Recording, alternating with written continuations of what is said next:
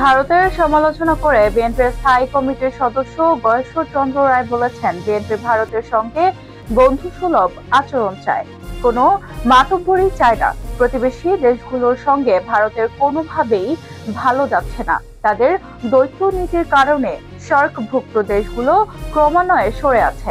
পরিবেশ ঘোলাটে না করে বর্তমান প্রেক্ষাপটে ভারতের পররাষ্ট্রনীতি পরিবর্তন করার সময় এখন এসে গেছে।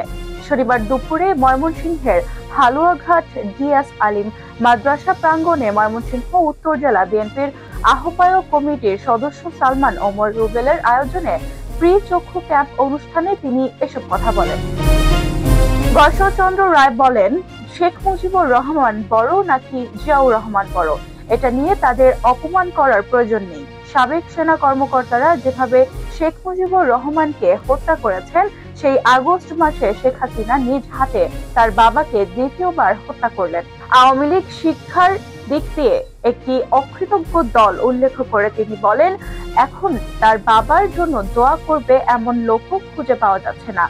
ওদের কিন্তু বরকত ভালো না, যার কারণে তাদের নেতাকর্মীরা ঝাঁকে ঝাঁকে দেশ থেকে পালাতে হয়েছে।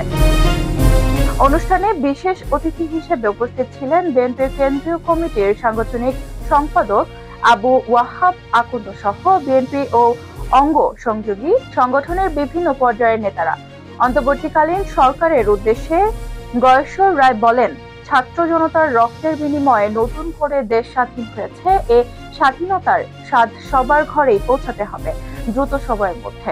কিন্তু আমরা কি দেখছি সরকার সংস্কারের নামে কালক্ষেপণ করছে, যা জনগণ সন্দেহের চোখে দেখছে। তিনি দাবি করে বলেন, ছাত্র জনতার আন্দোলন ন্যাসাত করার জন্য এখনো দেশি বিদেশি চক্র সক্রিয় রয়েছে।